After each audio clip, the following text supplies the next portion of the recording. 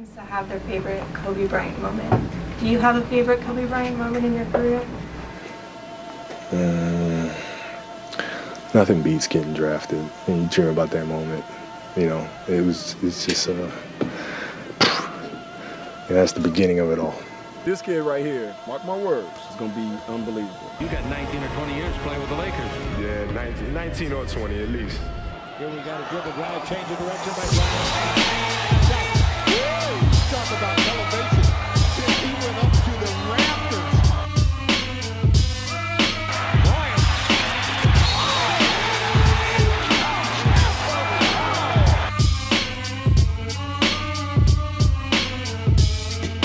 What's going on, everybody? I'm InsideStuff Miguel here, and welcome to the InsideStuff studio. We have a very exclusive podcast for you guys today, episode 4, everything Kobe Bryant. You know we got to talk about the man, the Mamba himself.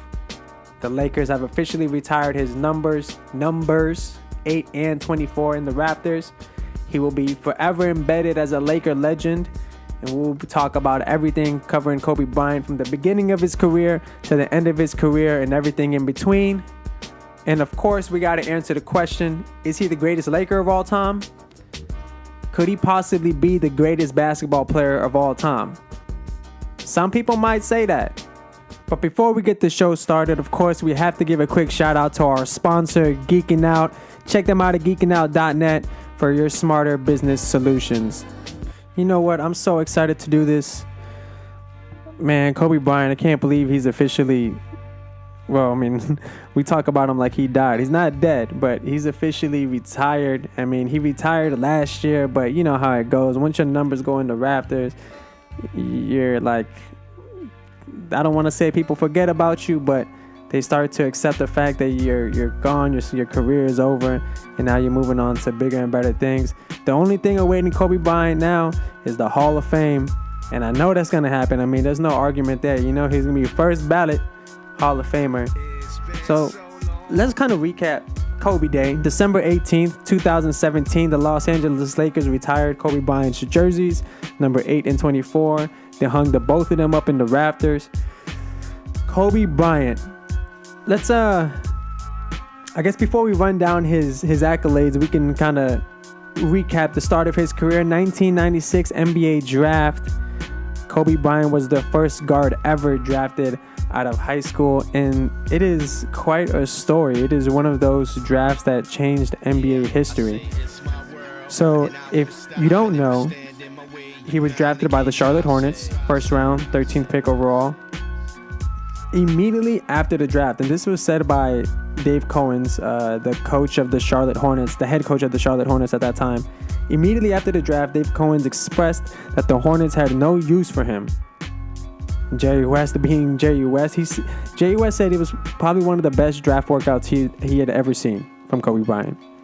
So Jerry West, immediately traded his starting center Vlad Divac to the Hornets for the young Kobe Bryant. Thus, history was made. The Mamba had joined the Laker Nation. And by changing history, let me just read his accolades really quick so y'all understand what I mean by history being made. Because don't forget, he could have been playing for the Hornets. He could have played for the Hornets. I mean, that would have changed that whole organization. They would have changed the history of the organization, right? So Kobe Bryant, drafted straight out of high school, Lower Merion High School in Pennsylvania. At the end of it all, he was a 5-time NBA champion, 2-time Finals MVP, 2008 Most Valuable Player, an 18-time NBA All-Star, 4-time All-Star Game MVP, 11-time All-NBA First Team, 2-time All-NBA Second Team, 2-time All-NBA Third Team, 9-time All-NBA Defensive First Team, 3-time All-NBA Defensive Second Team, 2-time Scoring Champion, Slam Dunk Contest Champion, All-NBA Rookie Second Team. He was the High School Prep Player of the Year. And of course, I think if you don't remember him for anything else, you need to remember these two things. Third on the all-time scoring list, above Michael Jordan. Third only to Kareem Abdul-Jabbar, number 1, Karl Malone, number 2. And the second most points ever scored in a single game with 81. second to only Wilt Chamberlain's 100-point game, which was remarkable in its own right. Wilt Chamberlain scored 100 points in 1962. He held the top 3 spots for most points scored in a single game, and now Kobe holds that number 2 spot. 81 points in the game is ridiculous. I don't care what era of basketball you're playing in. If someone scores 81 on you, that's historic. He's a legend, and that is what it is. You can hate it, you can deny it, but that's the truth. Career numbers for Kobe Bryant: 25 points a game, 0.5 blocks per game, 1.4 steals, 4.7 assists per game, 5.2 rebounds per game, shot 83% from the free throw line, 32% from the three-point, and 44% from field goal. His highest season average in scoring was 35.4 points a game in the 2005-2006 season, which, if I'm not mistaken, was the same year that he also scored the 81-point game. I believe it was in the 2006 season. That is Kobe Bryant. Mamba mentality. Arguably one of the greatest players, if not the greatest player of all time. You'd be surprised a lot of people will put him above Mike. I don't know if I can say that. To me, Mike is the greatest basketball player ever, period, hands down. But there are those that will put Kobe above Mike. I don't know if I can do that. Honestly, to me, he's the second greatest player of all time.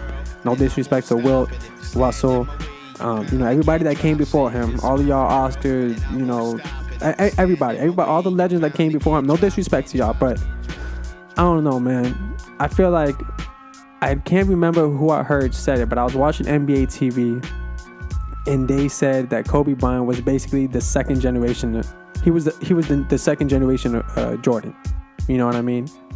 They were similar in their games, same build. Both were 6'6".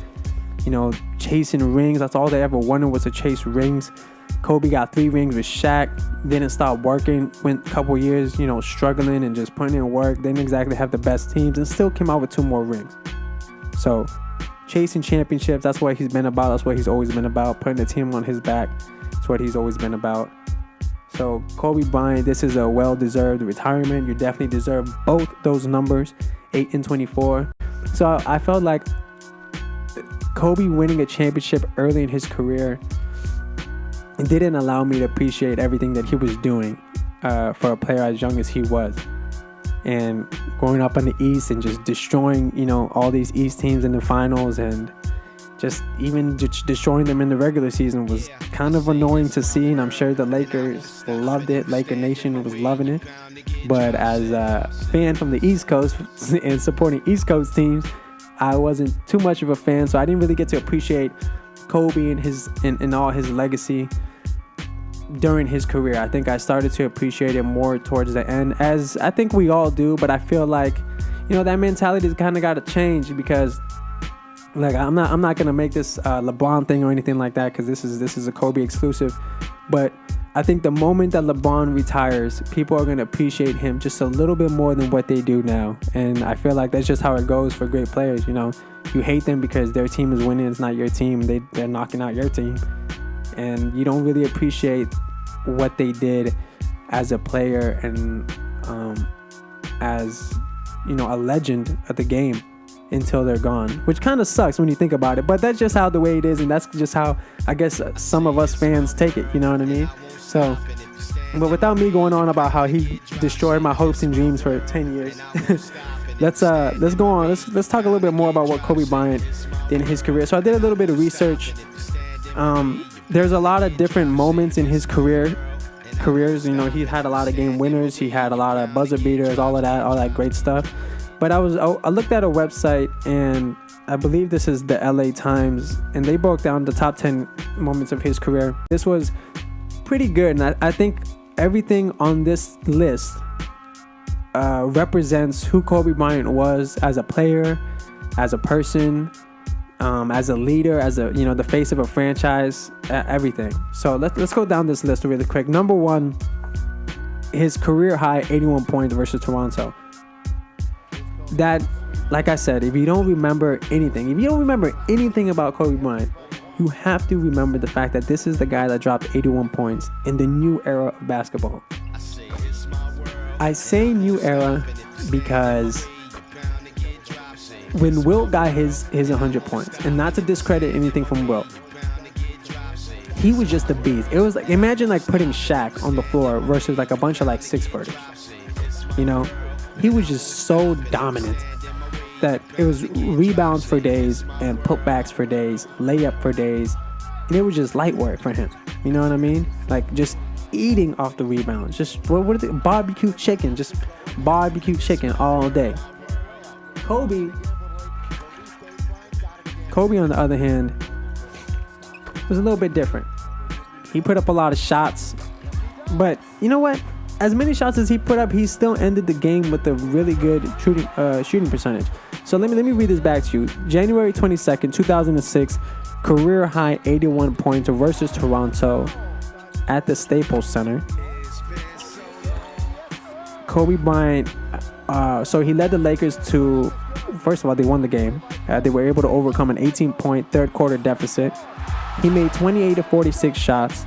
He finished 61% shooting from field goal, 53% shooting from three-point, and 90% from the free throw line. So he had a very good shooting night. He put up 46 shots. He made 28 of them. And if you know what the funny thing is, if you watch that game, there are a couple plays in there where he takes a shot. I think he even airballs like maybe one or two. And then there's some that he just bricks. It doesn't change who he was as a player. You know what I mean? He was so determined. And because they went down early and the Lakers were pretty much playing from behind the whole game. He kept grinding, kept working. He decided he was going to put the team on his back. He decided nobody was going to stop him. And the dude ended up having an extremely good night. He started off with a really bad field goal percentage, and he ended it with 60%. I mean, 60%. Come on, that's better than half. That means more than half of your shots are going to go in. That's basically what that tells you. If you're a numbers guy, you need to understand that, right? So that means more than half of his shots were guaranteed to go in. He shot 53% from three-point and 90% from free throw. He only missed 2 free throws that game, and he went to the line 20 times. Monster game. Just destroyed the Raptors. Destroyed them. They want no part of it. December 20th, 2005, Kobe Bryant goes for 62 points in 3 quarters. They were demolishing the Mavericks. You guys are going to see all of this, but December 20th, 2005, Kobe Bryant, 62 points in 3 quarters. Dallas had only scored 61 points through 3 quarters. So Kobe had more points in 3 quarters than the entire Dallas Mavericks team had in 3 quarters. They scored 61. Kobe had 62 in 3. And he sat the entire 4th quarter. So you got to bring up the question, what happens if Kobe never sits the 4th quarter? Because he sat the entire 4th quarter. It was just a blowout. They weren't going to win. Mavericks weren't going to win. It wasn't even close. So they sit Kobe the whole 4th quarter. They figured there's no point in playing him, right? What if he didn't? Would he have gone for another 80-point game? Would he have 2 80-point games on his resume? I don't know. But 62 points through 3 quarters. Like I said, there are people that have gone their whole careers never dropped 60 points. Never dropped 50 points. He dropped 62 in 3 quarters. So think about that for a second. June 4th, 2000. Game 7 of the Western Conference Finals versus Portland. This is a good one. If you don't know this one, go back, hit that rewind button. NBA Films, check it out. O'Neal and Bryant era. So they barely got to the NBA Finals, right? And this was the year that they won their first championship. The Lakers were able to overcome a 4th quarter 16-point deficit. It was led by Kobe Bryant and Shaquille O'Neal. And you know what? The only reason this moment is on the list is because it was very historic for Kobe and Shaq in terms of their partnership and where it eventually led them to. So because obviously if they don't win this game, they don't win their first championship, and who knows how history goes about. But they do win this game, and it only solidified them as the next up and coming team. Because that 4th quarter comeback, I'm not gonna lie, I remember watching this game and I remember thinking, like I said, I was rooting against Kobe and Shaq, man, because Kobe and Shaq, they just seemed so dominant that it's like you don't want to see them win again, right? So here comes this Portland team. They got a few older players on there, Scottie Pippen on there. So I'm like, they're kind of doing their thing and taking it to the Lakers. And here they are looking like they're about to win. And then Kobe and Shaq lead the comeback, right? Kobe and Shaq lead the comeback, which was highlighted by that nasty crossover that Kobe had. I think people, underrate Kobe's crossover, especially when he was younger. His crossover was deadly. That deadly crossover with Scottie Pippen, old Scottie Pippen, he just didn't have the knees for it. He wasn't quick enough on his first step. That man just went the other way. Comes down the paint, throws the alley-oop to Shaquille O'Neal. Shaq, that big boy goes up there and slams it down. And there we go. History was written. They rode that wave all the way to the NBA Finals and won their first NBA championship. So that was a big turning point for Kobe Bryant and the Lakers, just, with their backs against the wall, being able to fight back, claw back, and win the game and eventually go on and win the NBA championship. That was big for them. And that was big for a young Kobe as well. Don't forget he got drafted in 96, and he's already playing in the Game 7 Western Conference Finals in 2000. So that's only 4 years later. He's a very, very young Kobe Bryant. And him and Shaq, they led the way to their first championship. So that was big for him in terms of his career. I don't know if he will put that on his list, but from the outside looking in, it looked like a big moment in his career because he had finally stepped into that role that they wanted him to step into, even though he'd already been looking great. But, sometimes young experience shows in the playoffs, and that didn't show there. He played like a vet. He did his thing, and he led the team to a comeback. June 14th, 2000. Game 4 of the NBA Finals versus Indiana. Now, here we go. Fast forward like 10 days later. Game 4 of the NBA Finals versus Indiana. Shaquille O'Neal fouls out of the game. Shaquille O'Neal was having a very good game. 36 points, 21 rebounds. But the Lakers were carried by Kobe Bryant to the finish. So, Kobe Bryant, man, I don't even want to say too much on this because he was just doing Kobe things. So this is where like mama mentality really starts to kick in. And this is on their way to their first championship. So they had to win this game because the series was 2-1. They win this game to go up 3-1. And once you go up 3-1, you're in a perfect position to win the series and in their case win the championship. He had 3 crucial overtime baskets. They gave them 120, 118 victory. This is a very young Kobe Bryant. Keep that in mind. A very young Kobe Bryant. He had crucial baskets in overtime. And I'm going to just let y'all watch this because it's crazy. May 12th, 1997. Game 5 versus the Utah Jazz. The young, unexperienced Kobe Bryant shows. He airballs a lot of balls. The frustration starts to come out. The team is behind him, and they want him to keep moving. They want him to get better, but at the same time, young Kobe can't accept that, and he kind of just puts his head down and walks off the court. The Utah Jazz fans were ripping him apart.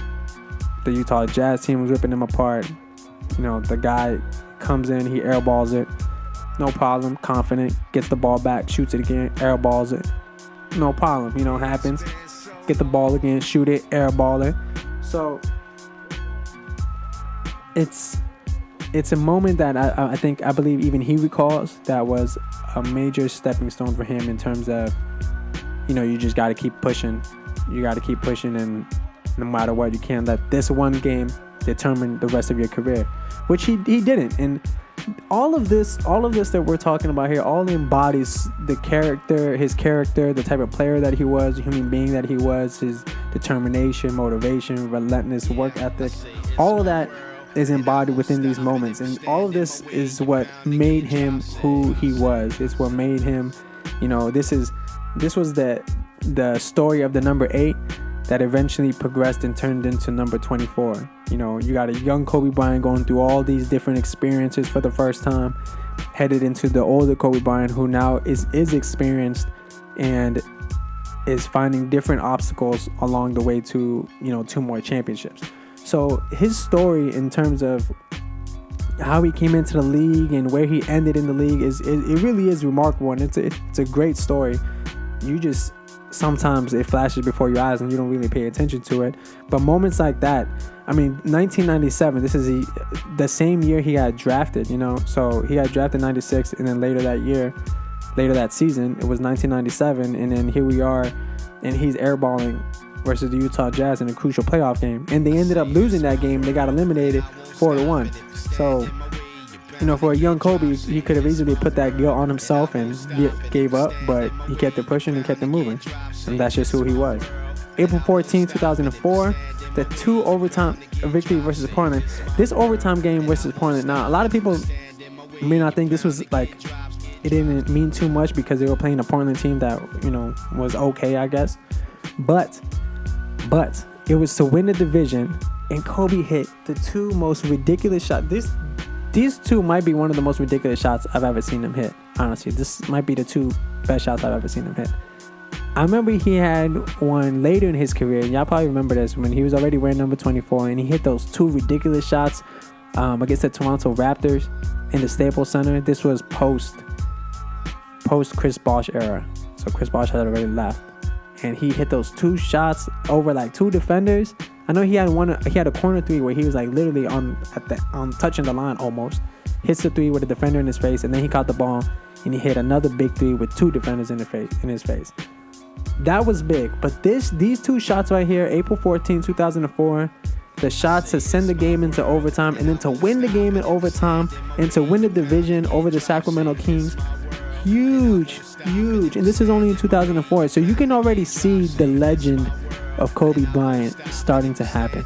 He already has a couple of championships under his belt, but the maturity and experience is already there. You know, he's been through the gauntlet of the playoffs. He's done it multiple times, and now he's ready to become the face of the NBA, essentially, right? This was a monster victory for them, and this was, I think, another big stepping stone or great moment in his career because of the fact that, listen, just watch the video. Those 2 shots over Kobe Bryant. Who else are you really going to put the ball in? Who else are you really going to put the ball in their hands? Like, who are you going to get the ball to? Who else on that court are you going to give the ball to besides Kobe Bryant? And the fact that he made them, oh my God. The fact that he made the both of them is so ridiculous. Those are the type of things where I'd be like, man, they're about to lose. Ha ha ha, Lakers are about to lose. Then Kobe hits the ridiculous shot, send him to overtime. Then here comes Kobe in overtime and hits another ridiculous shot for the game winner. Like, get out of my face right now. March 16th to March 23rd, 2007. Kobe goes for 4 consecutive 50 or more points. Not easy to do. And I honestly can't even recall. Man, I can't even recall if any other player has done that since, to be honest. I don't think there has been. So he dropped 65 points versus the Trailblazers one night, right? The following night, he goes 50 against Minnesota. After that, they got a game against Memphis where he dropped 60. And then after that, they got a game against New Orleans and he drops 50. This guy went 65 one game, 50 one game, 61 game, 50 next game. So he had 4 back-to-back games with 50 plus points. A hot streak? I don't know if you call it a hot streak. James Harden went for 50 plus 2 games in a row and they lost both. So, I mean, it was great. But I'm pretty sure Kobe got to those points. Look, and here's another thing. This is a different era. Don't forget that. People aren't just chucking up threes like they used or like they are now. Back in the day, they weren't shooting as many threes. So I'm sure Kobe did have threes in this game, and you know we got to do a little bit more research on that. We'll figure out exactly how many threes he shot. But I guarantee it wasn't as many threes as James Harden put up to get to his 50. And now, you see, now we start to talk about different things. This is where he starts to separate himself, and this is where most great NBA players separate themselves. You know, they got different things in the bag. You know, Kobe could take you on at the 3-point line. He'll pull up on you. He'll take you to the basket. He'll draw a foul. You know, he'll go to the line. He'll throw you in the post. Like, so many things in his game that it just made him a relentless scorer. Like, if you're defending him, good luck, basically. June 17, 2010, Game 7 of the NBA Finals versus Boston. The only reason that this is on here is because it was his 5th NBA championship. It was Game 7 versus Boston, so everybody knows the Laker-Boston history. It's a long one. They got a ESPN. They actually have a really good ESPN documentary on it. So if you haven't seen that, I'm pretty sure you could YouTube it, or I don't know, if you got like on demand, you could probably catch it on ESPN or something like that. But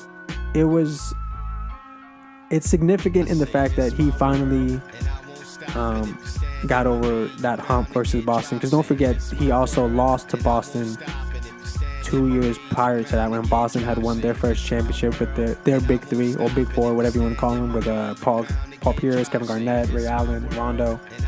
So he had lost to Boston prior to winning this championship, and he didn't have the best shooting night. He was only 6 for 24, so it was really not really wasn't that good of a shooting night for him, considering it was a Game 7. But he had 15 rebounds, and he did make the crucial pass to Metta World Peace, who hit the 3 and pretty much won the game for them. A lot of people say, "Oh, well, so what? The Metta World Peace is the one that hit the 3." Yeah, but it was the play. It was the fact that Kobe had the ball in his hands. He demands so much attention that he drew the defense to him. He was able to find a wide open Metta World Peace who hit the 3. So with that, they were able to win their 5th championship. Kobe surpassed Shaq, who only has 4 titles, by grabbing his 5th. He, kind of solidified his legacy with that, because he had already won one without Shaq. But I think in the back of everybody's head, it's always like, when one team wins a championship, congratulations, they're the best team in the NBA, and they're gonna be the current champion until we have another one, right? But this was the second championship that Kobe had won in a row, because he had won one the year before versus Orlando. So he went back to back. So to go back to back, all that hate that he had taken from earlier years, that he won those 3 ships because of Shaq and all of that, I think he was finally able to put all of that to rest when he went back to back, essentially by himself. I mean, not to discredit Lamar Odom, Paul Gasol, or anybody else on that team, but Kobe was leading the way. There was no other great player on the floor like a Shaq that could cause so much of a distraction that the team doesn't pay attention to Kobe. So Kobe, he was it. Playing against him in the playoff game, playing against the Lakers, his sole focus was to manage Kobe, and then it was to manage Paul Gasol and everybody else on the team. But you wanted to control Kobe. So the fact that they were able to win that game, I mean, just look at the players that were on his team. That starting 5 was all right, but if you look at that bench, oh my God, how many championship rings did he give out in that back-to-back? So just consider that. August 24th, 2008, we're rounding off his top 10 moments here. These are the last 2. This is great because I think a lot of people, in terms of your basketball history, right? Not just your collective basketball history, not just NBA, but everything that you've done, whether it be high school, college, and in your professional career, is important, right? And of course, everybody's going to talk about what you did in the NBA, but some things are a little bit more, not more important, I don't want to say more important, but some things are worth discussing.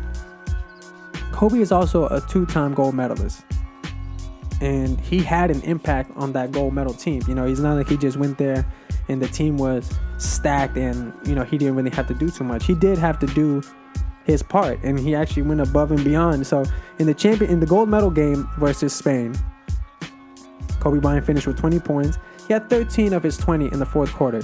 Like, that's the type of stuff that I'm talking about when you got just ice cold vein. The whole D'Angelo Russell ice cold, I don't know about that. I might have seen the ice cold blood in his veins a few times, but Kobe was the definition of ice cold blood in your veins. Michael Jordan was the definition of ice cold blood. These legends in the NBA, they have ice cold blood in their veins because they do it when it matters most. Gold medal game, it means Kobe Bryant only has 7 points the whole game, and here comes the 4th quarter and he drops 13, and it helps. And if you haven't seen it, just look up Kobe Bryant 4th quarter gold medal game versus Spain. You can YouTube it.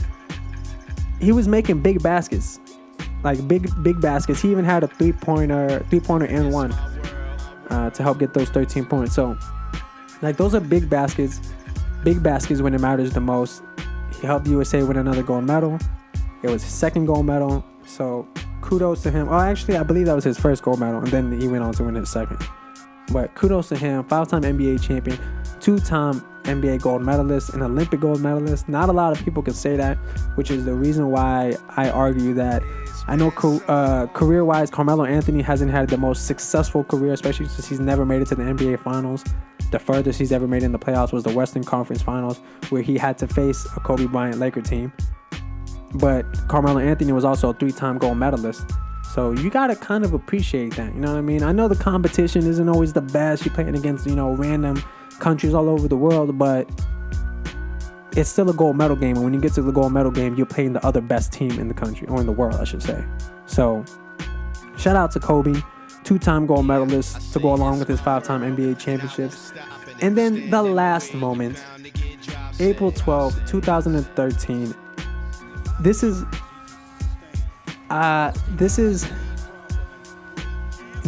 so like I remember watching this moment on TV. So the time that I'm talking about is when Kobe Bryant tore his Achilles tendon, right? Straight up just tore it. Hit the floor. He knew he had tore his Achilles. Like you could tell, he was immediately grabbed his ankle, or Achilles, I should say. Got up, walked over to the bench, spoke to the coach, spoke to the trainers, and he was like, "Yeah, it's done. It's not there no more. It's not there." The guy, because they wouldn't let him, you can't just get subbed out. You have to shoot your free throws, right? The guy walks back onto the court by himself, no help, goes to the free throw line, and not only does he go and shoot the free throws, but he makes the both of them. And they were important free throws because it gave the Lakers the 118-116 victory over the Warriors. If that wasn't the single most, like, this guy is just ruthless, Like, he really embodies that Mamba mentality, and it's so crazy. And I hate to, like, dog people, but when I saw LeBron get a cramp versus the San Antonio Spurs, and he had 2 players pick him up and carry him off over a cramp, I couldn't believe that. I was like, man, that is really some I'm the king, royalty, privilege shit. To be honest, that's really all that was. I can't believe he got picked up. This dude LeBron got a cramp, was like, my leg. And his teammates came running over, trainer came running over. They're like, nah, don't even walk on it. And they picked his ass up. And he was over there on the bench. Like, they picked LeBron's 260-pound ass up. And you're supposed to be the king, man. You better walk up. You better get your ass up and walk. Anyways, I think of that, and then I think of Kobe Bryant, who should have just tore his Achilles tendon. And if you don't think that that's bad, like if you think his injury wasn't that severe, that, oh man, you know how it is, adrenaline and this and that, look at the surgery pictures that this dude posted on, I think it was on his Instagram or maybe on Twitter, but I'm sure you can look it up online. Just look up Kobe Bryant Achilles tendon tear surgery, and he posted pictures of how they had to go in there and it was ripped and they had to, retie all this stuff and do all this crazy stuff. Like, it was legit, I didn't hear anything about LeBron having to go get surgery or anything done like that, unless they hid it from the media and, didn't make it public. But from all I know, LeBron ended up coming out fine later that day. It was just a little cramp. He was okay. And he couldn't even walk off the court. And then my man Kobe over here tears his Achilles tendon, comes back, hits both the free throws basically on one leg because he can't put any weight on the other leg, and helps the Lakers get the win. After the game, they interviewed him, and I think most people should remember that interview. He was extremely upset. So when you walked off, you called timeout, walked off, came back and shot free throws on one foot, you pretty much knew? Oh, yeah, for sure. I'm not really sure. I've never had to deal with something like this. It's a new experience for me. Obviously they've been a bunch of players who've had the same injury, so all I can do is look at them and what they've done, and who had more success coming back quicker and healthier, and see what they did, and see if I can improve upon it. I think the one thing for me was just his relentless attitude and demeanor and hunger to win. It's something you have to appreciate, man. It's something you have to appreciate, especially in today's game where players are just taking money and They're going to whatever team, pays them the most, or whatever team they feel like has the best chance of winning the NBA title, really. Pretty much ring chasing. Let's be honest, let's not sugarcoat it. Players they prefer to ring chase nowadays. They either want to ring chase or they just want to go where they get paid the most, because they figured, listen, I might as well make some money while I'm in here, right? I don't know how many players are really chasing greatness. You can't really compare others' story with Kobe Bryant's, because at least I feel like I said earlier in the video, I feel like Kobe's the second greatest player of all time, behind Michael Jordan. And for me, I think he's the greatest Laker of all time. We didn't really get through his Laker accolades, so let me run down that really quick. So for the Los Angeles Lakers, he has the all-time record in games played, minutes played, free throws made. He's the all-time leader in assists. I'm sorry. He's the all-time leader in steals, all-time leader in points. He's second in assists, only to Magic Johnson. He's third on the all-time rebounding list for the Los Angeles Lakers. Think about the players that have come through the Los Angeles Lakers organization, and think about their centers and power forwards. And Kobe's third all-time. He's only behind Elgin Baylor and Kareem Abdul-Jabbar. That's it. He has more rebounds than Shaq and Wilt. That's big. That says something. He's number 5 on the all-time blocking list for the Los Angeles Lakers. Think about that. And he's the only guard on that top 5 list. He's behind Kareem, Shaq, Eldon Campbell, and Vlade Divac. He rounds off the top 5. As a guard. That's where that 9-time All-NBA defensive team comes into play. Two-way player, relentless scorer, lockdown defender, game winner, buzzer beater, whatever you need him to do on the basketball court, he could do. And I said it before and I'll say it again. I'm going to keep saying it. I think Kobe's the second greatest player of all time. His time with the Lakers was so historic, that they had to give him both numbers. Like, you had to retire both numbers. And I already know that statue is coming soon. The statue is coming real soon. Whether it comes before the Hall of Fame or after the Hall of Fame, I'm not too sure. But that statue is coming soon, and so is that golden jacket. So Kobe Bryant, thank you for everything that you've done. I hate you for ruining the first couple years of the 2000s for me, because you were just destroying teams in the East. But your legacy has definitely left an imprint on me and on other NBA fans and players, I'm sure. And you will forever be remembered. You were immortalized by the Los Angeles Lakers when they hung up both your numbers in the rafters. You will forever be a Laker great. Mamba, from myself and everybody here at the InsideStuff, we appreciate you. Thank you for entertaining us for years and years. Thank you for, shocking the world every night with your crazy dunks and highlights. I hope your retirement is a great one. I know you're going to continue to do amazing things. The purple and gold will be forever, my friend. The Staples Center will forever be your home. This has been another official InsideStuff podcast. I hope you guys really enjoyed it. My name's InsideStuff Miguel. Don't forget to hit us up on everything social media. Check out our website, geekingout.net/InsideStuff. All of our plugins are there. All of our latest content is up there. Check out the YouTube channel. Comment, like, subscribe. It's 6 Stay o'clock, plugged I'm in. hopping out of the bed. Rain falling, calling X, but my phone line's dead. I guess my bills ain't paid. No ride to work for the day. Second option, hop the bus, but it's a traffic delay. My boss tripping cause I'm running late and ain't no excuse. When I'm about to be 22 without a whip I can swoop. Feel like I'm finna shoot my own dome with prone to escape. Zoning out cause working out of worth what I make. My lady calling, bugging, always fussing. Just cause we ain't ballin', but it's hard because the cousin's fucking rich. Cause the husband's hustling. And I ain't fucking touching nothing but a mic. 5 o'clock and off of work, ready to go home and write. But I ain't got a buck to catch the bus, chillin' at the stop. Rain falling hard as ever and it's soaking my socks. Fuck it. Kick my kicks off and took off my jacket. Roll my jeans up. Beat up in my headphones, blast and blaze some weed up and started laughing. While I'm splashing.